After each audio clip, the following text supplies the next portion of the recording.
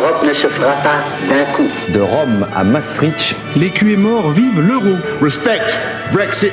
Europe is all of us. You are ridiculous. This is Europe's moment to answer the call of history. Long live Europe. Salut, c'est Storico, bienvenue dans ce podcast, bienvenue dans le tour des 27. 27 comme le nombre de pays qui composent l'Union européenne. Et oui, ça représente beaucoup de monde, presque 450 millions d'habitants. Ça fait un paquet d'histoires, de langues, de cultures et de traditions. Ça peut paraître compliqué, et ça tombe bien, car dans ce podcast, on va en apprendre un peu plus sur chacun de ces pays. Un pays égale un épisode. Si vous avez bien suivi, ça fait 27 épisodes, plus quelques numéros spéciaux. Et dans cet épisode, on part dans le sud-ouest de l'Europe. L'Europe a un continent qui, comme tous les continents, n'est pas infini et a des extrémités. Si vous allez au nord, il y a un endroit après lequel vous n'irez pas plus au nord. Si vous allez au sud ou à l'est, ce sera la même chose. Et pour ceux qui préfèrent l'ouest, rendez-vous aux falaises du Cabo da Roca. On y trouve un phare qui domine l'océan Atlantique et un monument qui vous apprend que vous êtes ici au point le plus à l'ouest de l'Europe continentale, le Cabo da Roca donc, qui se trouve au Portugal. Et ça tombe bien car le Portugal, c'est le sujet de cet épisode.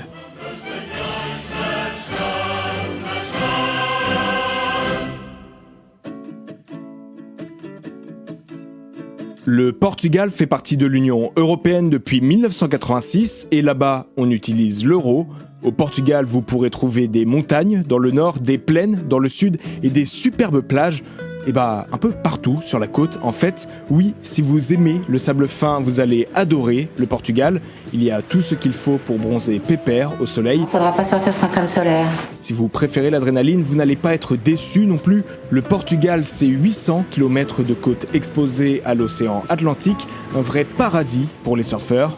On y trouve des spots légendaires comme dans la ville de Nazaré. Et un petit avertissement, si vous débutez en surf, ce n'est peut-être pas l'endroit idéal pour apprendre. Les vagues à Nazaré, c'est du costaud. Ça va, il y a du swell, ça rentre en ligne.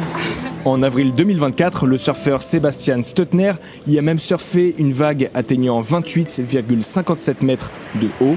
La taille d'un immeuble de 9 étages, c'est juste énorme.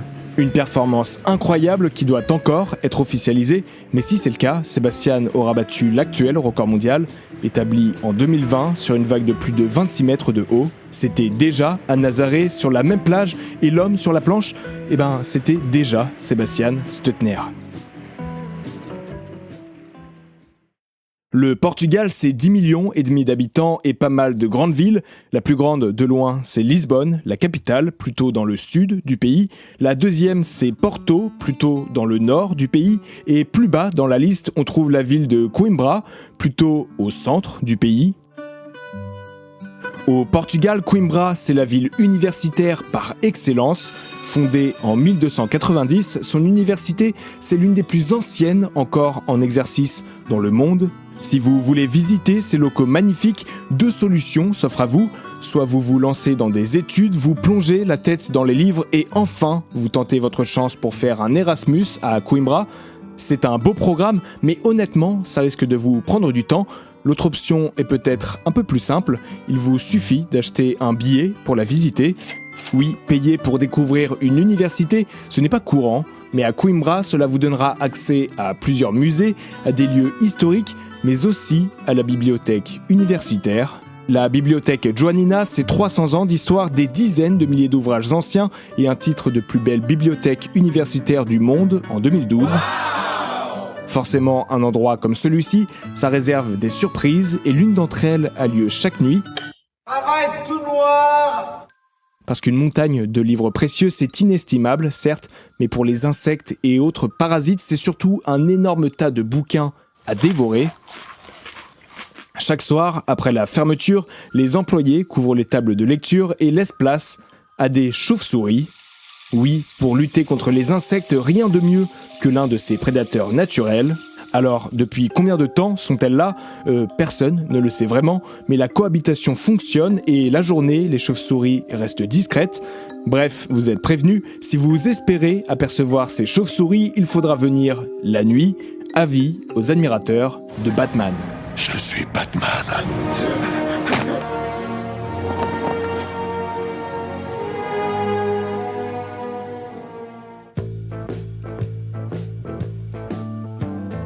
Avant de devenir un royaume, le Portugal a plusieurs fois été envahi. Ce fut notamment une province romaine, la Lusitanie. Ave César, respect, robustesse. Aujourd'hui, la Lusitanie, c'est fini, mais le mot est resté. C'est le moment linguistique de l'épisode, alors ouvrez vos cahiers. Pour désigner des gens qui viennent du Portugal, on dit des Portugais ou des Portugaises, c'est facile, mais attention, pour désigner des gens qui parlent le portugais, on ne dit pas des portugophones. Non, cette fois-ci, il faut penser à la Lusitanie et dire des lusophones. J'ai décidé de prendre des cours de portugais. Au Portugal, on compte 10 millions et demi d'habitants et d'habitantes, c'est pas mal, mais c'est beaucoup moins que le nombre de lusophones dans le monde. Oui, le portugais, c'est la langue officielle dans 9 pays, on le retrouve en Afrique et en Asie, mais évidemment, là où l'on trouve le plus de lusophones et de très loin, c'est au Brésil. Rendez-vous compte, sur les plus de 265 millions de personnes qui utilisent chaque jour le portugais, il y en a plus de 200 millions qui habitent au Brésil. Évidemment, si le portugais est si répandu, ce n'est pas un hasard. Au début du XVe siècle, coincé entre l'Espagne et l'océan Atlantique, le pays a fini par se sentir coincé. Comme les options étaient limitées, le Portugal a choisi la voie de l'eau. C'est le moment de construire des bateaux solides, d'embaucher des navigateurs intrépides et de partir à la découverte des océans. Et ça va payer. En quelques décennies, les navires portugais explorent les côtes de l'Afrique, découvrent le Brésil, s'approprient pas mal d'îles et installent des comptoirs commerciaux un peu partout. Et parmi tous ces explorateurs, il y en a 2 qui sont particulièrement connus. D'un côté, il y a Fernand de Magellan, le capitaine de la première expédition connue à réaliser un tour du monde. Problème, Magellan est mort avant de terminer ce tour du monde et surtout, il était portugais, mais il travaillait pour le compte de l'Espagne.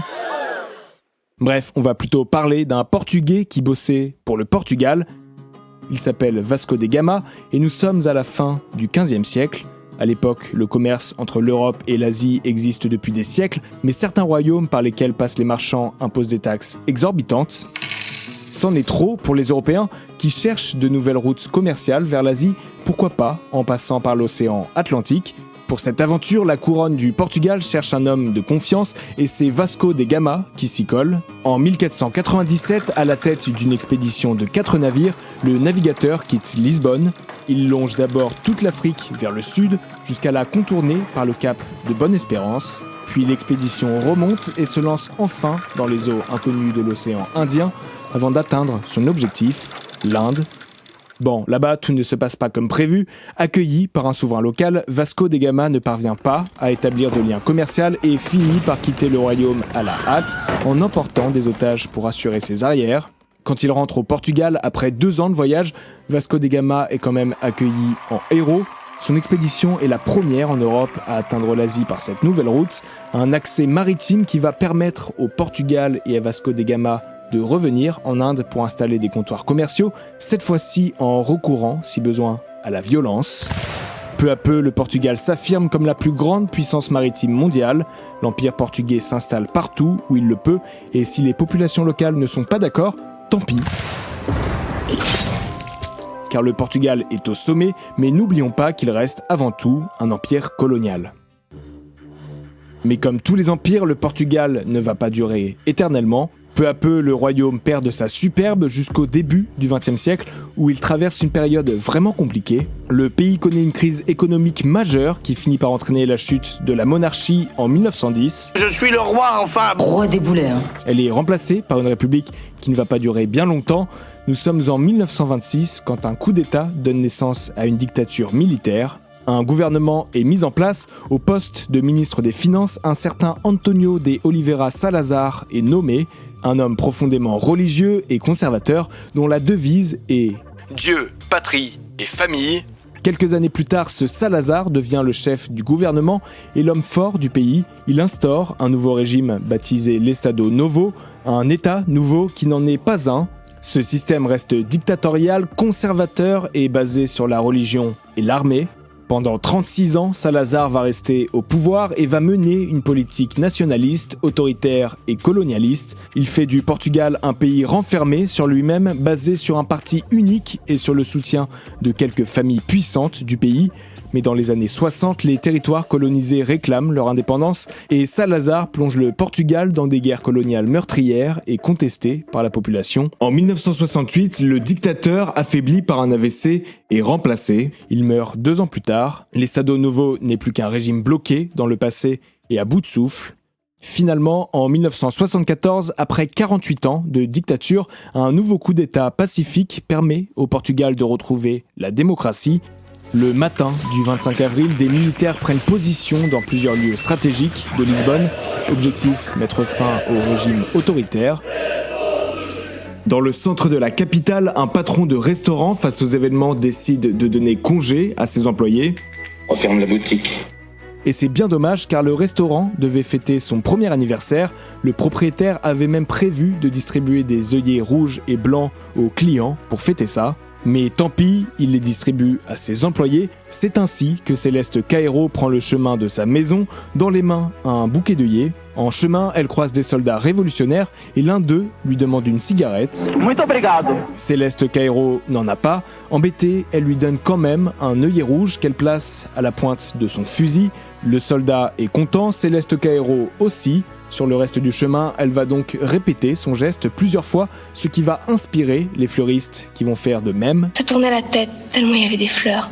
Rapidement, l'œillet devient le symbole de cette révolution qui prend le nom de Révolution des œillets. Soutenue par le peuple, elle offre au Portugal la liberté et la démocratie en mettant fin à la dictature. Céleste Caeiro, surnommée Céleste aux œillets, est elle aussi devenue, sans le vouloir, un symbole. Très récemment, le 15 novembre 2024, elle s'est éteinte à Lisbonne à l'âge de 91 ans.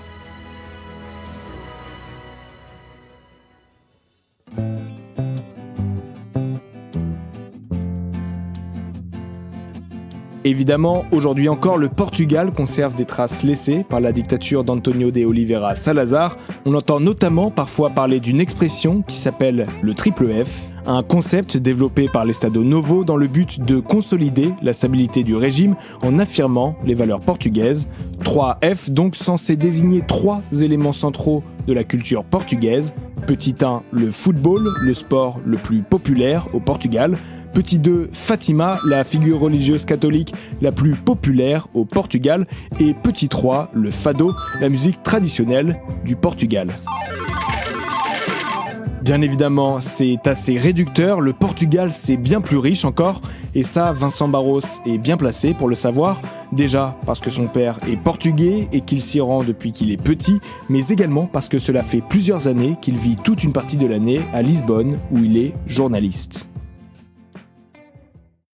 Bonjour le Tour des 27, je suis Vincent Barros, français d'origine portugaise, journaliste, correspondant de médias francophones au Portugal.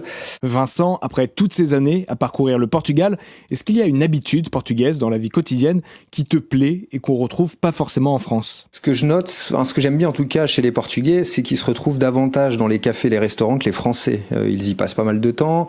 Prendre son petit déjeuner ou son goûter à l'extérieur, c'est une habitude ancrée chez les Portugais. Et le matin, par exemple, les cafés sont bondés, on y croise des anciens, des grands-mères, des actifs qui s'apprêtent à embaucher, des étudiants. Et moi, personnellement, j'aime y aller, tendre l'oreille, écouter des histoires, échanger quelques mots. Et notamment dans les Tasca, c'est des petits restos portugais qui payent pas de mine, avec des nappes en papier, quelques plats du jour, les tarifs sont corrects. Et voilà, l'autre chose qui me plaît un peu plus localement à Lisbonne, c'est évidemment son relief. Alors certes, c'est pas facile d'y marcher, c'est un peu casse-pattes, ça glisse l'hiver sur les pavés. Mais où qu'on soit dans la ville, on aperçoit toujours l'estuaire du Tage, qui est large en certains endroits de 15 km, donc c'est beau et apaisant. Et puis j'aime enfin les petits kiosques, ces cafés de rue avec terrasse, où l'on peut se poser quasiment toute l'année parce que la météo le permet. Ça aussi c'est un peu cliché, mais le fait qu'il fasse beau tout le temps, évidemment ça joue sur le moral. Ça, c'est sûr que le soleil lisboète avec les plages toutes proches, ça adoucit les semaines de travail. Et puisqu'on parle de Lisbonne, est-ce qu'il y a un lieu en particulier où tu aimes aller ? J'aime bien les quais du Tage. Alors ça peut paraître étonnant, mais j'adore le pont du 25 avril. Donc c'est ce pont emblématique rouge qui ressemble à celui de San Francisco. Et j'aime aller courir, j'aime aller marcher sur les quais du Tage. On a l'impression d'être au bord de la mer, sur les rives du centre de Lisbonne, alors que les plages en effet sont pas loin, la façade atlantique n'est pas loin. Après, comme je te disais tout à l'heure, j'aime aller regarder des matchs de foot sur les kiosques dans la rue, où la pinte est pas chère, et voilà, il y a des petits recoins comme ça dans Lisbonne, des jardins où on met une télé à l'extérieur et on passe les matchs du Benfica, de Porto. Moi, je suis supporter de Porto parce que je suis du nord du Portugal, mais je suis à peu près tous les matchs. Et ça va la vie à Lisbonne en tant que supporter de Porto ? Je suis pas un fervent supporter comme les Portugais. Moi, j'aime accompagner n'importe quel match. Mes potes le savent et me chambrent là-dessus. Bien sûr que je suis supporter de Porto parce que c'est mes racines, mon enfance. Mais je peux totalement prendre du plaisir à aller voir un match du Benfica ou du Sporting sans problème. Vincent, on a pas mal parlé football, c'est très important dans la culture portugaise. Il y a un autre élément qui est important, c'est le fado. C'est une musique traditionnelle portugaise qui est très liée à la saudade, c'est ça ? Ouais, c'est un mot saudade, c'est un mot portugais qui exprime la mélancolie portugaise. On dit souvent que, par exemple, le fado, qui est donc l'expression de la saudade, qui est un chant. Donc, le mot fado, par exemple, vient du latin destin, et donc le fado, c'est un chant qui raconte un peu le destin portugais, un destin plus triste que joyeux. On dit souvent que les Portugais sont fatalistes.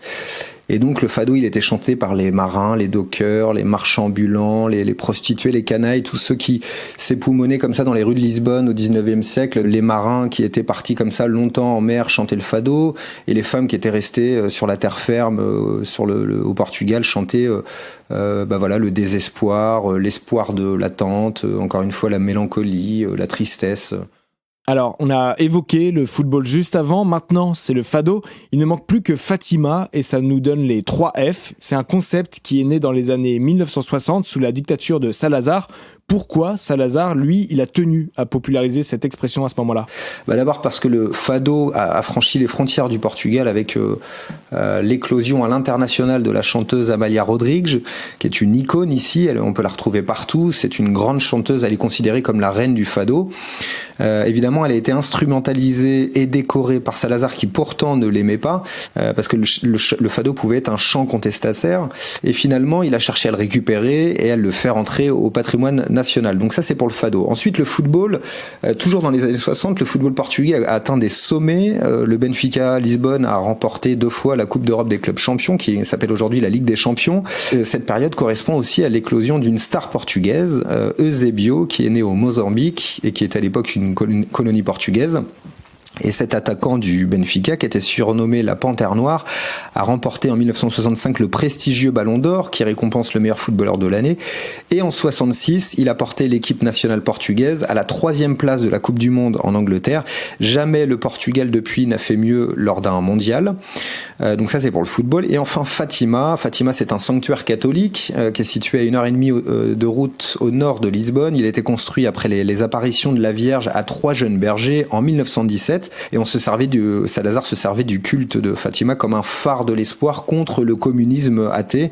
Donc voilà pour le contexte des expressions de l'expression des 3 F. Aujourd'hui, cette expression, elle a un peu du plomb dans l'aile. Et donc aujourd'hui, résumer le Portugal au fado, au football et à Fatima, c'est un peu comme résumer la France à la baguette, au fromage et au béret, quoi. C'est réducteur. Donc si je comprends bien, aujourd'hui le fado ou la religion catholique, ça reste très important au Portugal, mais c'est quand même moins présent qu'avant. Finalement, celui des 3 qui conserve le plus de popularité, c'est le football. Pour moi, oui, clairement, parce que les Portugais sont vraiment férus de foot. Il y a notamment la culture du clubisme, où on défend avant tout son club, avant la sélection portugaise. Les 3 grands clubs étant Benfica et Sporting à Lisbonne, et le FC Porto dans le nord du pays. Le classique étant l'opposition entre Benfica et Porto. De toute façon, en général, le Portugal, il y a une rivalité entre le nord et le sud du pays. Et cette rivalité-là, elle est cristallisée par cette opposition footballistique. Le temps s'arrête, le temps de ces matchs-là. On arrive à la fin de l'interview, mais avant de terminer, je voudrais qu'on prenne quelques instants pour parler gastronomie. On sait que le Portugal a plein de spécialités, en lien notamment avec la mer. Si les auditeurs du Tour des 27 se retrouvent au Portugal, tu leur conseilles quoi ? C'est un pays de viande et de poisson, en effet. Il y en a un qui marie les deux et que j'aime beaucoup, c'est carne de porco à alentejana. C'est un plat traditionnel de l'Alentejo, cette grande région agricole qui part de Lisbonne et qui va jusqu'en Algarve. C'est des morceaux de porc marinés dans de l'ail, du laurier, du paprika, avec des palourdes et des pommes de terre. Donc c'est un mix de morceaux de porc avec des palourdes. C'est bien, on sent que c'est un plat facile à digérer, c'est léger. Ouais, non, en fait c'est pas la spécialité, la légèreté dans la cuisine portugaise. On est plutôt sur des plats copieux. Et par ailleurs, il y a évidemment la morue qui est cuisinée de 1000 façons au Portugal et qu'on retrouve sur les menus de tous les restaurants. Merci beaucoup à Vincent Barros. Dans cet épisode du Tour des 27, on a déjà parlé de l'existence puis du déclin de l'empire colonial portugais.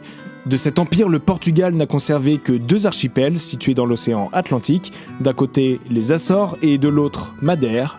2 archipels volcaniques et montagneux à la végétation luxuriante et aux paysages grandioses. C'est magnifique ici. Et c'est de Madère qu'en 1879, un navire anglais prend le départ. Il s'appelle le Ravenskrag et à son bord, ce sont plusieurs centaines d'immigrants portugais qui quittent leur pays, direction Hawaï, à plus de 12 000 km pour travailler dans l'exploitation de la canne à sucre. Le voyage va durer 4 mois et on ne peut pas dire que ce soit une croisière de luxe.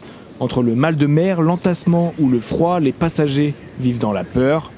Heureusement, plusieurs de ces voyageurs sont aussi des musiciens qui voyagent avec leur cavaquinhos, un instrument purement portugais qui ressemble à une petite guitare avec 4 cordes. Alors quand le moral n'est pas au top, il est toujours temps de faire un peu de musique. Moi je crois que je vais mieux. Quand le Ravenskrag atteint enfin les îles hawaïennes, c'est tout naturellement que certains de ses passagers se mettent à jouer du cavaquinho pour exprimer leur joie.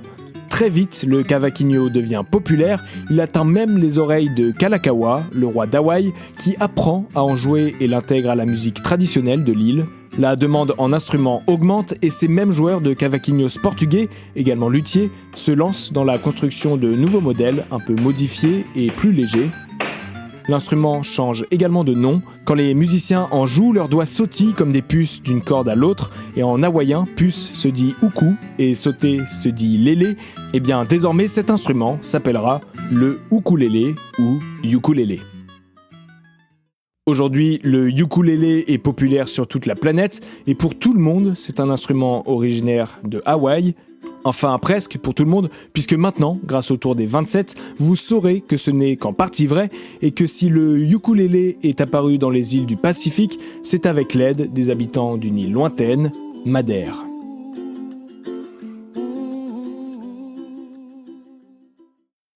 À Madère, on aime la musique, mais on aime aussi le football, évidemment. On est au Portugal.